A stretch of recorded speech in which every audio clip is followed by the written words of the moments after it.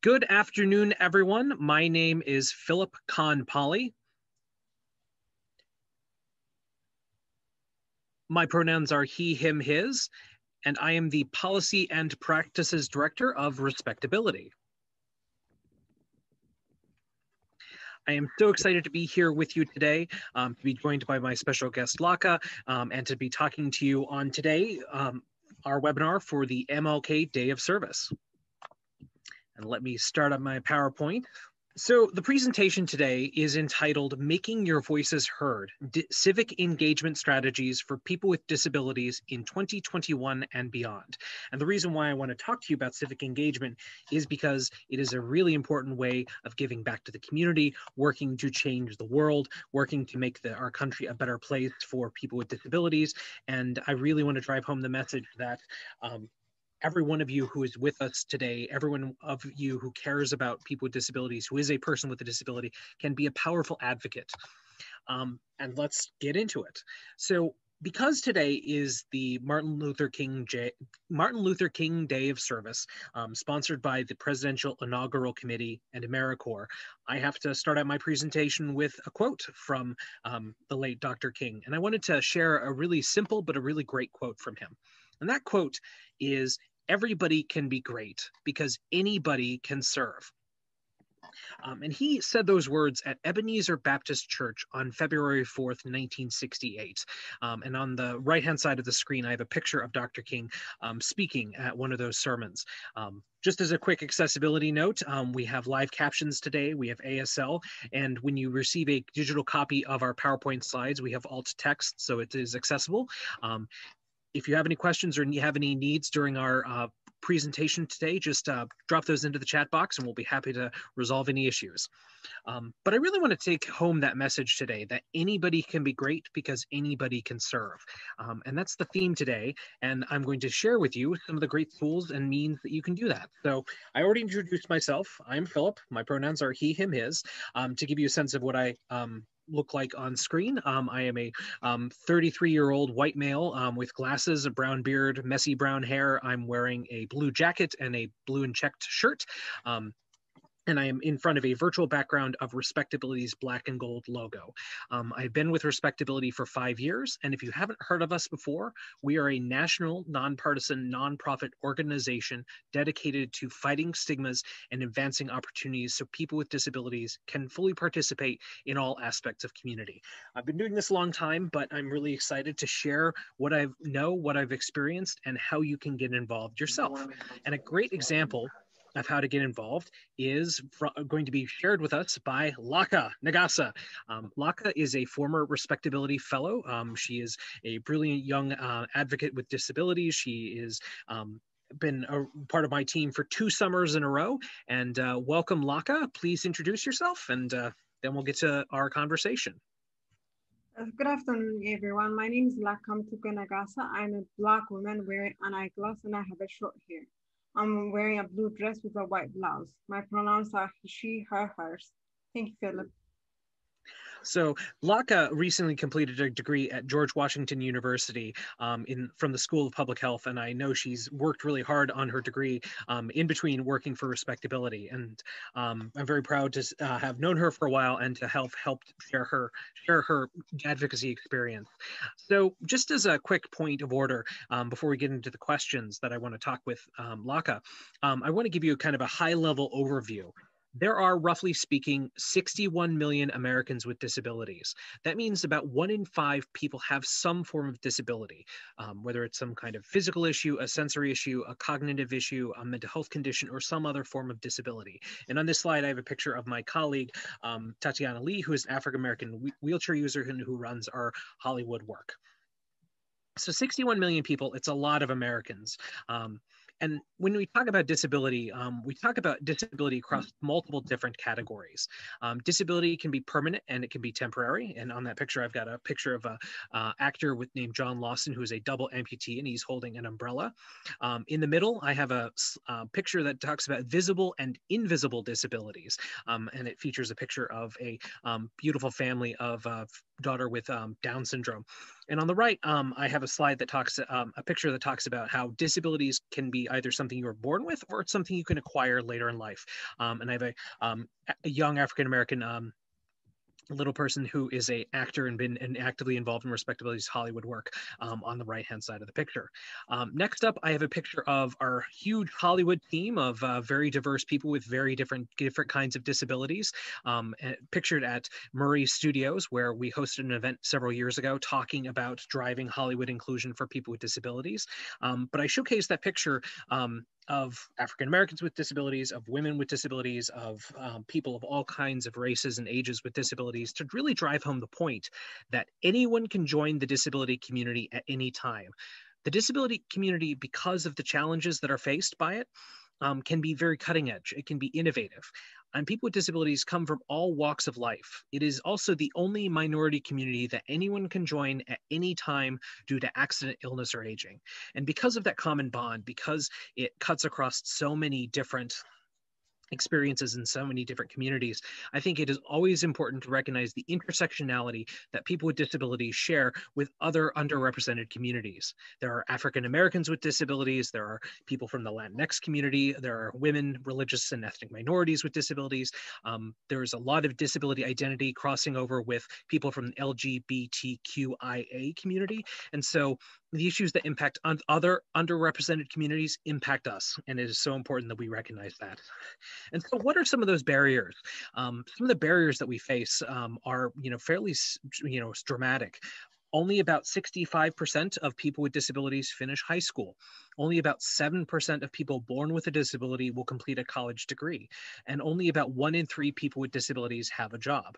These are huge barriers, and these are barriers that have only gotten worse because of COVID.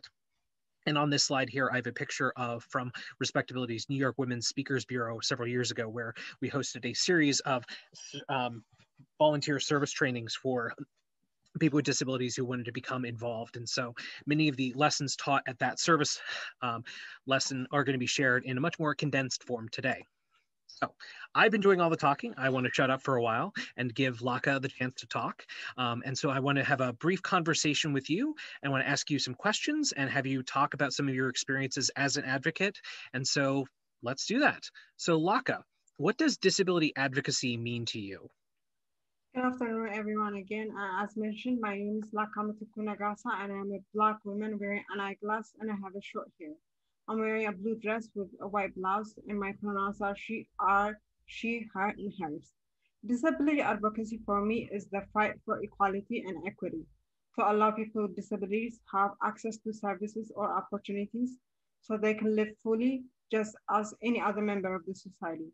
And this disability advocacy is also to allow them to have access to opportunities with accommodations so they can participate in all aspects of life.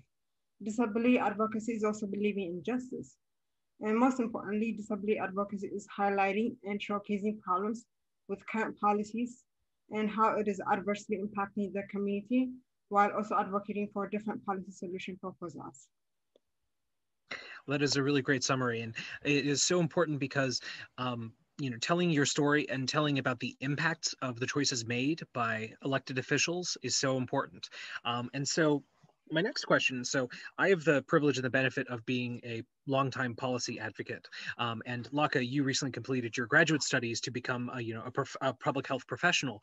But I'm really curious, why do you think ordinary people with disabilities should get involved with disability advocacy? I believe there are several reasons why people with disabilities should get involved with disability advocacy. And the first, and what I think is the most important reason, is to educate and create awareness within the disability community and also very importantly, within the larger community. This awareness should focus on highlighting the abilities, accomplishments, and different successes that individuals within this community have done in the past. As you know, Philip, first of all, most people have a very limited knowledge about what a disability is and the shape or form it can come with. I can say this boldly, as I myself, as a person with an acquired disability, I had a very limited knowledge about what disability is before 2013. 2013 is the year where I sustained a severe traumatic brain injury and different organ lacerations and bone fractures after an auto accident. And that is why I think creating awareness and education is very important. The second reason is that the disability community and the larger community needs to hear from people with disabilities who are overcomers or who had the opportunity to break barriers. It is so they can express how they overcame whatever was hard to overcome, while also expressing what was a challenge, be it a policy or societal perceptions, and what actions would overcome these challenges. Great, and thank you for sharing that, and thank you for talking about your personal experiences. So my next question, and I know that when you worked for me, you did a lot of writing. You wrote op-eds, you wrote policy briefs, but I'm curious, why should ordinary people or members of the wider disability community write to their elected officials or write op-eds in local newspapers? I believe it's very important for people with disabilities and their allies write clearly. It is better when the writing is well structured and evidence supported to show problems their community is facing. It is also important to share stories of how a policy or rule is adversely affecting the community. I believe sharing a story would make it even more personal. Wonderful, Laka. So you sat through a lot of meetings with me and were involved went to a lot of events where I would ask questions of the speakers and challenge what they were doing on people with disabilities. So I'm curious, can you share with us a favorite memory or experience you had as an advocate and doing your advocacy? So the advocacy experience that I have is the advocacy movement that I was involved in when I was a policy fellow with you. It is when I first learned about the sub-minimum wage for people with disabilities. Apparently, since 1938, Section 14C of the Fair Labor Standards Act authorized employers to pay wages that are less than the federal minimum wage to workers who have disabilities. A report on Forbes mentions that in 2019, close to 420,000 adults with disabilities have been paid an average of just $2.15 per hour in recent years. And as part of Respectability's advocacy movement in the policy department, we had to go to different representatives' office, as well as a visit to Department of Labor to present this issue. Inspired by this, I introduced this issue to a classmate in a federal policymaking and policy advocacy class, and we designed an advocacy campaign to advocate for the transformation to Competitive Employment Act, or HR 873, in December 2019. As you mentioned, Philip, I finished my study toward Master of Public Health or MPH degree, majoring in health policy in December 2020. My classmate and I had the opportunity to present this advocacy campaign in our class where most had no prior knowledge about this issue. I also had the opportunity to write a policy proposal project for my capstone class. I did it inspired by my journey of receiving care as a traumatic brain injury patient in different healthcare facilities. My research and experience highlighted that even when most TBI patients rely on Medicare and Medicaid for their care, one rule within Medicare is preventing access to continuous and quality care.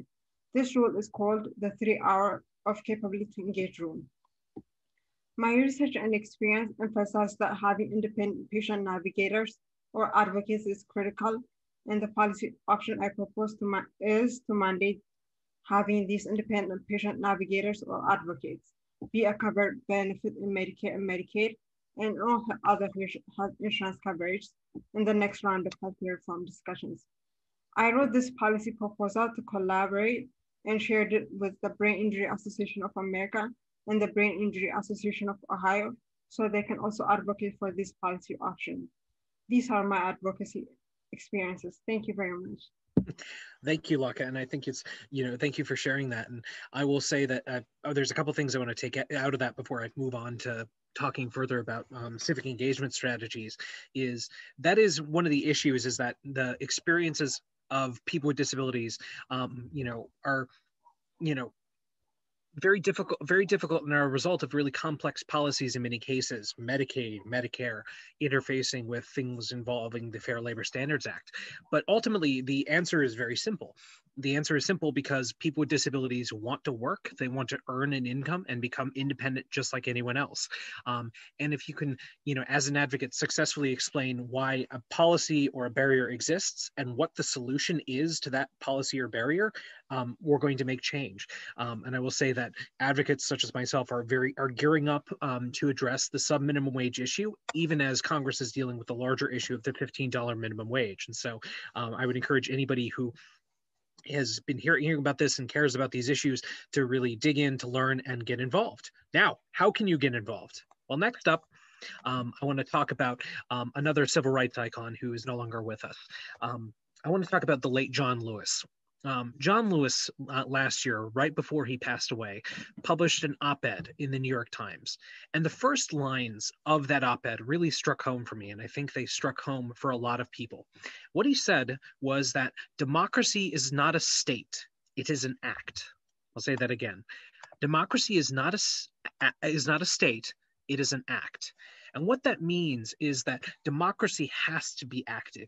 People have to be active participants in the work. They have to be involved. They have to be engaged. They have to understand the issues of the day. And that is so important for all Americans, but it's especially important for people with disabilities because, as Laka said, some of the barriers and the issues that our community faces aren't understood by the wider nation and the wider community. And that's why I want to talk and define civic engagement. So what is civic engagement? And I've got a lovely picture here with a bunch of book covers and the word civic engagement. Youth.gov defines civic engagement as working to make a difference in the civic life of one's community, developing the skills, knowledge, and values and motivation to make that difference. And it means promoting the quality of life in a community through political and non-political processes. And that means that civic engagement takes many different forms: volunteering, national service, service learning opportunities. These are all forms of civic engagement.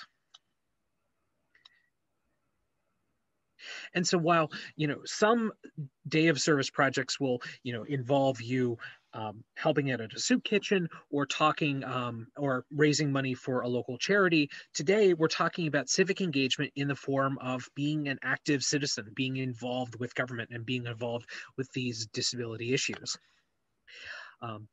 And so some of the strategies I want to talk you through today are highlighted on this slide. And in this slide, I have a picture of several Respectability Fellows meeting with Senator Dick Durbin and Senator Tammy Duckworth of Illinois. And so in the picture, you've got two wheelchair users. One is Senator Duckworth. The other one is a former Respectability Fellow and we hope future senator. And behind them are a series of the diverse folks from our Respectability Fellowship program, including Laka, who is smiling a very big smile on the far right of the picture. Now, with that description aside, there's three specific civic engagement strategies I want to talk to you about today. First is getting involved with elections. I realize it's 2021, we're past 2020, and we probably don't want to talk about elections, but there's elections coming up in a few months, and it's important you get involved now. Second, I want to talk about writing op-eds, just like Laka said. It's so important that we get the message out there about our experiences. But also third, I want to tell you how you can write to your elected officials and use digital advocacy tools and make it easier than ever before. So, local elections, state elections, national elections. There's a famous quote in Washington that all politics are local. And to embody that, I have a picture on the right here of two hands holding up the word vote in Scrabble tiles. And I want to direct you to a really incredible resource called Ballotopedia, BALLOTPEDIA.org. And I want to direct you to that website because it covers elections at the federal, the state, and very importantly, local level. I mentioned local again because getting involved locally is something that you can do really easily, really quickly, and it's so important because all politics is local. The issues that impact your county, your local city, your local town are really important. And there are things that those places can do to make lives better for their citizens with disabilities. There are school board meetings to listen to that talk about impacts on students with disabilities. There's municipal government issues around accessibility and transportation. There can even be local ballot measures around other accessibility issues. And so, getting involved locally is a really important thing. Now, it's easier than ever before, and I'm going to touch on the federal piece later, but do you know who is the mayor of your local town? Do you know who your local county executive is? Well, it's really easy to go and find out. If you Google USA how to contact your elected officials, you'll find a really great website that lets you search by your zip code, by your city, by your state, and it'll give you public contact information for everyone from your mayor to your state governor, as well as your state legislators. And that is so important because these are people who need to hear from their citizens. It's not all just about Congress. There is so much that can be done by state governments and state leaders to make the lives of people with disabilities better. And so I want to talk about that in a little more detail right now. Now, I have to acknowledge the, if you will, the virus in the room, COVID-19. Over the last 11 months, our lives have been changed by COVID in so many ways. And many of us have lost friends, we have lost family members, and I want to acknowledge that. And I want to say that, as people with disabilities, we are uniquely at risk for the health effects of COVID because of the intersectionality of the disability community. COVID has disproportionately hurt African-American communities and Hispanic communities, and recognize that intersectionality is important, but it also directly impacts advocacy. You can't go to Capitol Hill these days because, well, it's being guarded by the National Guard. You can't easily go to state legislators these days because almost all state legislatures are meeting via Zoom, just like we're meeting today. And so we have to face the reality that we can't meet in person, we can't advocate in person, but it doesn't mean that we can't advocate. And on the slide, I've got a picture of a zoomed in microscopic picture of the COVID virus. And so this is where digital advocacy comes in. And on the screen now, I've got a picture that has in very large words, what is digital advocacy? And on the right, fists raised in solidarity with the logos of things like Twitter and Facebook and WordPress. So digital advocacy means using digital tools to advocate for the positions that you believe in, to educate leaders, to meet with elected officials. And because of COVID, it means that we have to use these digital tools. We have to meet via Zoom. But that also means that the barrier to interacting with elected officials is actually a lot lower than it used to be. You don't have to fly to Washington and go through a security checkpoint in order to meet with a constituent office or meet with your legislators. You can do that via Zoom. And if you're set up properly, you'll have accessibility, you'll have captions, and it'll be so much more accessible for everyone. And so there are some really obvious examples of ways to engage in digital advocacy. Sharing information on Facebook is really important. I would also note sharing accurate, truthful, and factual information on Facebook is very important. But it also means that you can connect with others. Perhaps you could set up a Facebook group of fellow advocates with disabilities, or find affinity groups of other people who share the same category of disability that you have. You can easily use digital tools to contact your state and local officials by phone or email. It's really easy to write an op-ed and submit it to your local paper because you could just type in to your URL of your newspaper, type in an op-ed and hit send. It's also really easy to compile information about what states are doing on digital workforce or digital accessibility, and share that with an elected official.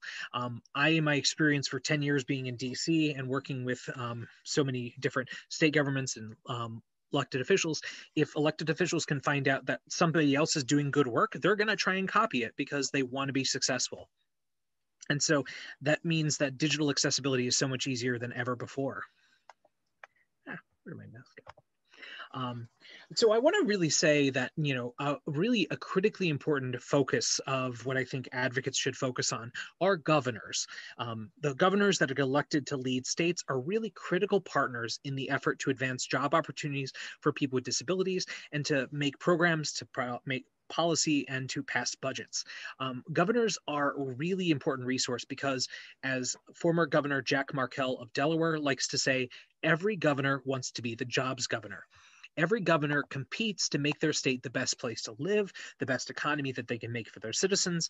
And if you can make the pitch to them that doing good for people with disabilities means your state is going to do well economically, you can really make them partners in this work. And I say that from personal experience. Respectability has met with 48 governors over the last several years to really push them on the ideas around best practices, solutions for disability employment. And I'm just going to jump in and say that Amy Foster brought up a great question about what about if you're a person with a disability who can't work? Well, that's really important, and it's really a challenge. We recognize that as we want more people to work, but some people can't and they won't, and that's perfectly fine. That's perfectly valid. But it also means that you have to face issues of the disability benefit system that elected officials need to understand. People need to understand that they need access to healthcare that isn't tied to employment status. And so, even if you're, interested in issues other than disability issues, other than work, that you should still get involved and you should still make your voice heard. So thank you, Amy Foster, for bringing that up. Now, I'm going to skip on to my next slide.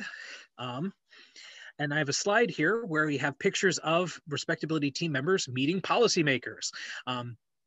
And so from the bottom right to the top left, I have a picture of some Respectability members meeting Cory Booker, another one meeting the outgoing president, as well as another picture of my boss, Jennifer Mizrahi, meeting the former vice president and current president-elect, as well as Dr. Biden. I have a picture at the top of our communications associate talking to Elizabeth Warren. I also have a picture on the top right of Respectability team members meeting Bernie Sanders. And these pictures really capture how in the days before COVID, you could meet your policymakers and get your photo with them and get them on your side. I'm going to skip the inaccessibility slide and say that, just because we can't take a picture on a rope line doesn't mean we shouldn't get involved. We shouldn't get to know our policymakers. But it needs to begin by getting the news out there and educating people. And the best way to do that is by writing op-eds.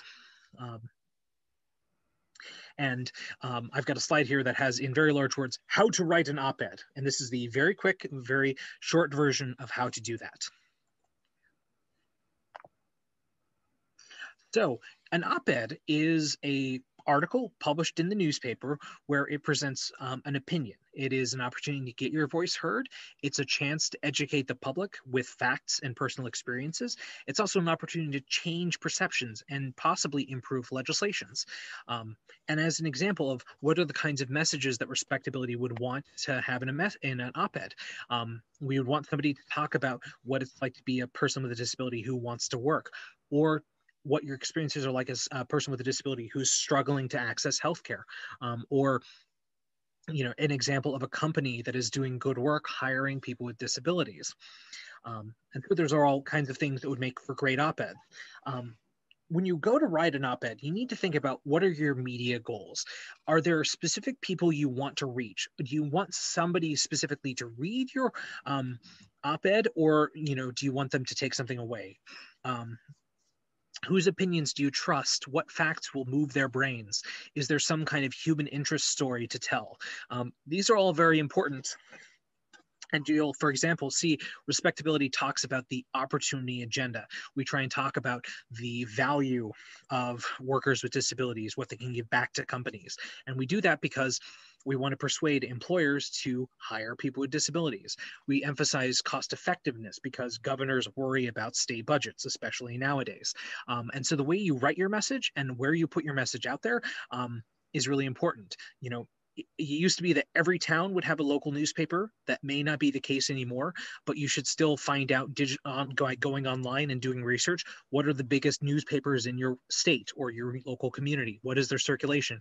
And that will start building your goals of what you want to accomplish when you write an op-ed.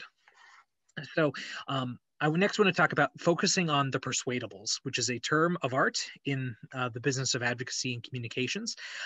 And there's three components to that, which are visualized on this slide with a stick figure choir on the left, a large diverse audience in the middle, and then a very hostile red mark over a accessible picture on the right. So we talk about the choir, the amen choir. Those are the people who already are on your side, the people who are your base, if we're going to use a political term. Then there's also the people who are always going to be against you. And then there's everybody else in the middle. And really, as I think we've found from the election this year, some people only appeal to their base, while there are some people who are more successful who appeal to everyone else. And so focusing on those people in the middle who you can persuade is really important, because that is where you govern. That is where success and you change minds. I know that seems very hard to believe these days, but believe me, you can do it. You can make it happen. I mentioned this before, but I want to emphasize it again, that writing op-eds is really something that everybody should do. And it's something that you don't have to be a professional to do. As long as you bring forward your authentic experience, you have a desire to share and to educate someone else, and you present the facts of what it means to be a person with a disability, the barriers that the community face, and you accurately present data that is confirmable and from trusted sources, you'll write persuasively, you'll get your point across, and you'll have an impact. And so again, I'll just say authentic experience, a desire to share, and bring the facts. That's so important. Another rule to keep in mind is the KISS method, which is short for keep it simple and straightforward. Just as an example, because I'm a professional policy guy who has been in the swamp a long time, I can talk about HCPS, ODEP, OFCCP, FMAP, NGA, NAWB, NASWA, back and forth really quickly. But those are all jargon terms that mean nothing to anybody who doesn't work in Washington. And so when you're trying to write persuasively, keep it short and keep it to the point. Quick shout out to Nicole LeBlanc, former Respectability Fellow, who was just typing in about keeping it short. And I believe Laka had a question for me in the chat box. So Laka, do you want to ask me your question? Someone actually asked this question. They're asking, how can you be compelling in your advocacy? Do you have any tips or getting local or national representatives to listen to you? Someone asked, I don't know the name. Oh, that's a great question. We'll have time for more questions later, but I'll jump in that. I think a huge issue is that local and national elected officials need to know what's at stake for them. And for most folks, if you go to your state representative and talk about there being 61 million Americans with disabilities, they don't care. It's just a statistic. However, if you can go out there and say 20% of your constituents are people with disabilities, that's more persuasive. That's more compelling.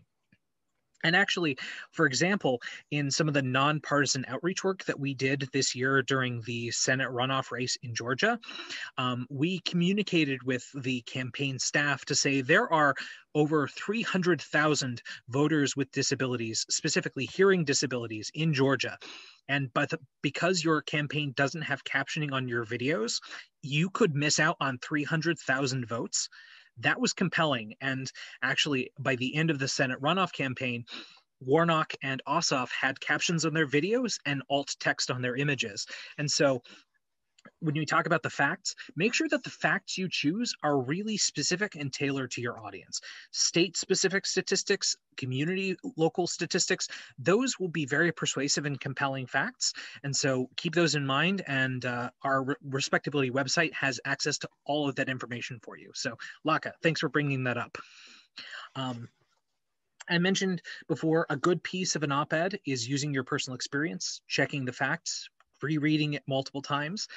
Something else that's important, using person-first language. I realize that There's a lot of discourse in the disability community about how we talk about disability, whether we talk about being disabled.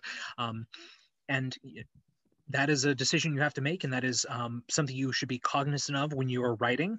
And again, when you're writing your personal opinion, when you're writing an op-ed, you are in the unique position to shape the public image of people with disabilities. There's some, quick tips about how to structure an op-ed. Quickly introduce your topic, state your primary argument, use a couple of simple facts to back it up, use your personal experience, make sure that each paragraph speaks to your bigger point. When you are writing, be your own worst critic and say, why do I care? Why is this important? Link your conclusion back to your original point, and that's how it goes. I will also say, when I'm talking about op-eds, we're not talking multi-page research papers like Laka just had to finish writing in grad school. Op-eds are 500 words or less. Some op-eds are only 100 or 200 words. And so think about that. Can you tell a story about what it means to be a person with a disability in 200 words? I believe you can, and I've seen it done. And Respectability has gotten a lot of op-eds published that were that short and that persuasive. Something else that's really important is talking about what are key messages you want to drive home. And Respectability actually has a webinar coming up in a couple weeks where we talk about persuasive messages. And some of those persuasive messages are those things I was talking about earlier, about how communities are their best when all people are included, talking about the unique characteristics and talents that people with disabilities bring to the workforce. Talking about brand names is really important. For example, JP Morgan Chase, Starbucks, and Bank of America are all big companies that have millions of customers and are very serious about their commitments to people with disabilities. And likewise, you want to drive home the message of whether, a given government policy will help or hurt people with disabilities. Now, where do you send an op-ed? Well, there's a great link in this PowerPoint slide that takes you directly to a list of different publications. You can also search via Google, find out who are the top media outlets in your local state, do searches. I'd even say reach out and find out if there are local reporters who cover disability issues. Joe Shapiro at NPR has been a great advocate for the disability community by writing about our issues. And so find those reporters and build good relationships with them. I would just have a slide here where we have a picture of a former Respectability fellow being interviewed by a reporter in New Hampshire at a campaign event. And I encourage you to search out all the news you can about where disability issues are being covered in the national press. Respectability has had our volunteers get published everywhere from Albuquerque to Alaska. So you can do it, and we encourage you to do so. Now, the next thing I wanted to mention in terms of digital advocacy was writing to your elected officials. And Respectability is doing its best to make this as easy as possible. And I'm very pleased to say that we are not the only organization that does that. Other groups such as the National Disability Rights Network, the ARC, Easter Seals, Goodwill, our partners in these fights, organizations such as Access Living in Chicago, all make use of different kinds of digital tools to write to your elected officials and make it really easy. And so I'm going to show you how to do that. We're going to invite you to do the same thing, and watch this. This is the portal of digital advocacy that Respectability has set up. And you'll see here that on our screen, we have the message that ensure people with disabilities are part of the Build Back Better agenda. And so this is a platform, it's a website where you can very easily enter a short message to your elected officials to really communicate that idea of people with disabilities want to be part of the solutions. We want a place in our government. We want to have a place in our communities. And so this portal makes it very easy. On the left-hand side of the screen, we have a short message that kind of gives you a sense of where we are as a community. We talk about how only about 33% of the people with disabilities are working nowadays. Millions of people with disabilities have been impacted by COVID. But because it's a new administration, it's important that elected officials hear from our community now. For example, the big stimulus bill that everybody is going to be talking about for the next several weeks, it is critically important that that bill helps workers with disabilities get back to work. And that's not going to happen unless thousands of people with disabilities, let their elected officials know that we want to work, we want to get back to work, and we hope that you will do away with things like sub-minimum wage and introduce new incentives for employers to hire people with disabilities. And so you'll see on the right-hand side of the screen, on our voter voice action center, we have a short message, we have a subject line, we have a place where you can add an own personalized message saying, hi, I'm a resident of the state of Virginia. I'm going to do that. And then we have a main message here about how people with disabilities are being impacted by COVID. We have contact information, and with one click, I have just sent a message to the Department of Education, the Department of Labor, as well as my governor, my lieutenant governor, my congressman, my 2 senators, as well as these several state and local officials. Would you look at that? Look at how easy that is. You know, a couple sentences, a couple clicks, and I've gotten a very important message across to very important leaders who are making important decisions. I mentioned this before. Social media is incredibly powerful these days, and you know, you can quickly send a tweet, and you may not think that a tweet might matter much, but look at the last 4 years. Social media is so important. Twitter is important. Facebook is important. And these are all ways that we as individuals, as community members, can reach out to our elected officials and get their attention. And so I would encourage you to do that. And if you want to go to the extra step, our voter voice portal also lets you make phone calls over the internet. So imagine that. Look at how easy that is. So I'm going to go off of screen share, go back to our PowerPoint. And just say that, you know, that is what we talk about when we talk about civic engagement strategies. I'm talking about writing op-eds in your local newspaper. I'm talking about using digital tools like we just did to write to your elected officials.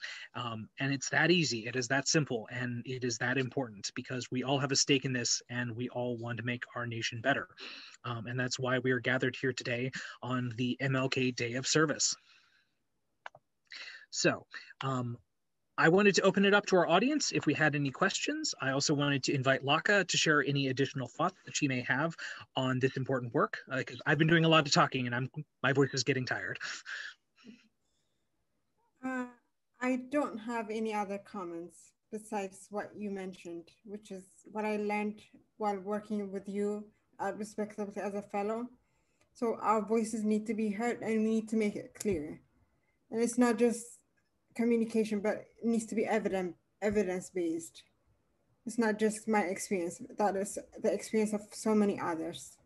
Besides that, I think you explained it well. Thank you. Absolutely.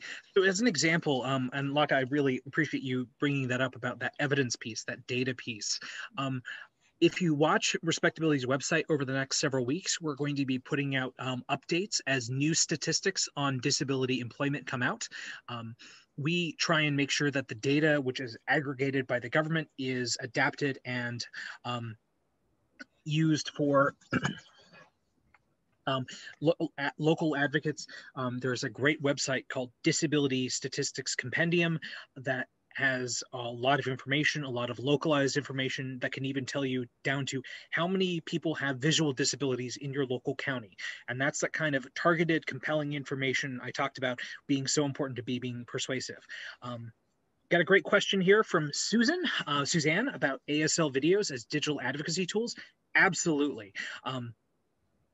ASL is so important, and that's actually one of those things that you'll see is sometimes public officials have ASL interpreters at their events.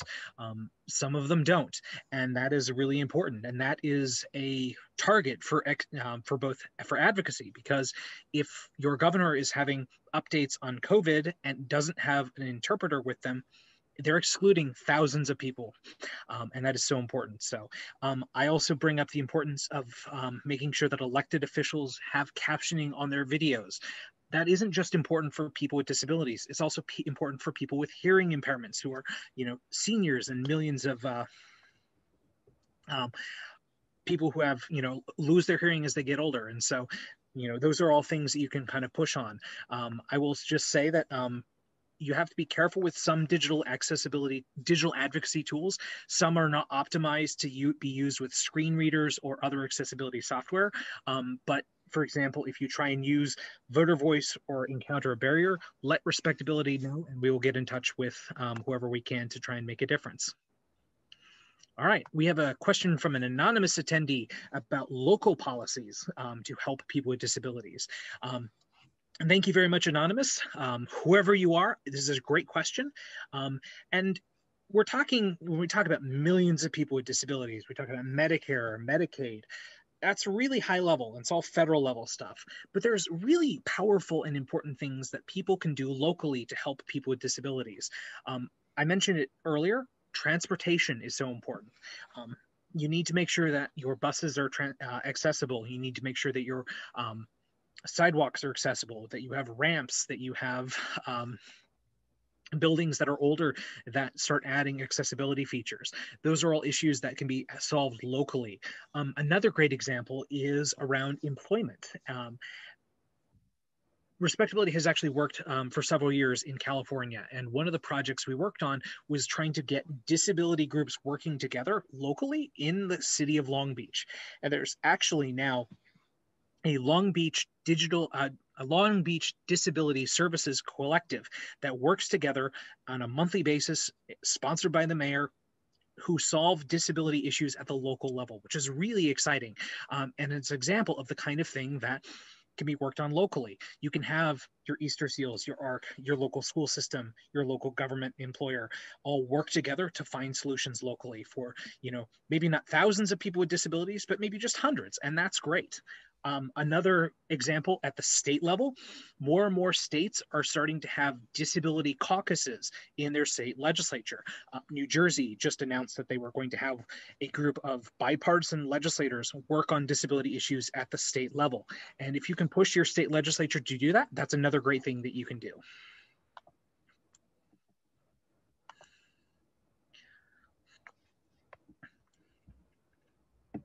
All right.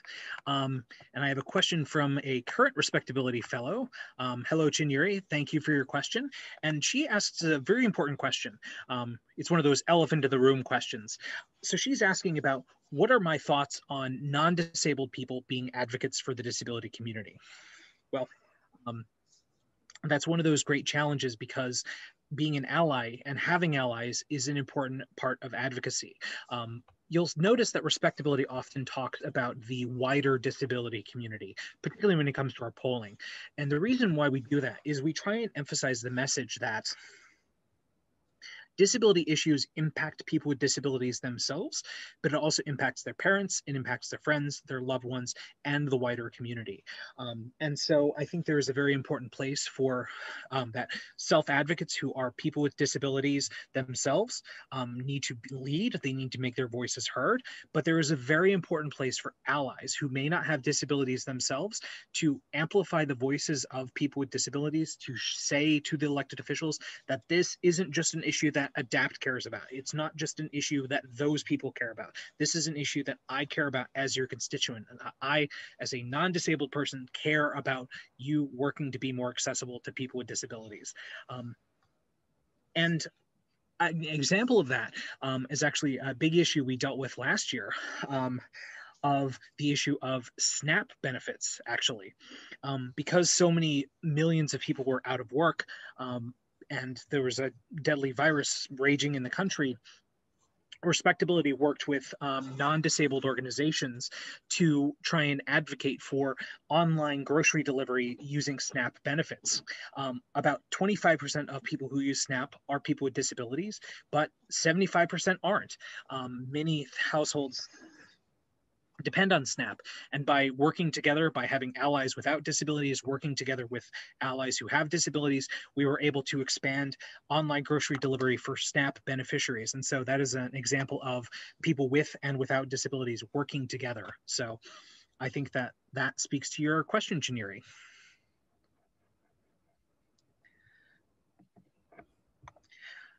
Oh, and I have a really interesting question from Josh Mayfield here he talks about how he works directly with people with disabilities who have physical disabilities as well as psychological disorders. And he talks about how he doesn't hear much about individuals with both categories of disabilities as it comes to accessibility. Well, Josh, that's a really great question. And I think it's a really complex issue. I'm not going to end it there, but I'll just say that oftentimes the more complex the disabilities, the harder it is to help that person live in the community, to access the workforce. And so, as you start adding multiple categories of disabilities, it becomes really incredibly difficult to address accessibility needs.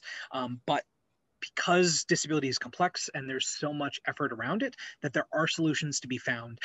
For example, on serious psychological disorders, there are some really great programs that are detailed on Respectability's website that specifically help people deal with serious mental illness and become successful employed and living in the community. So it's really, the more complexity there is, the harder it is to have easy solutions. And so, Josh, thank you for sharing that, and thank you for asking about that.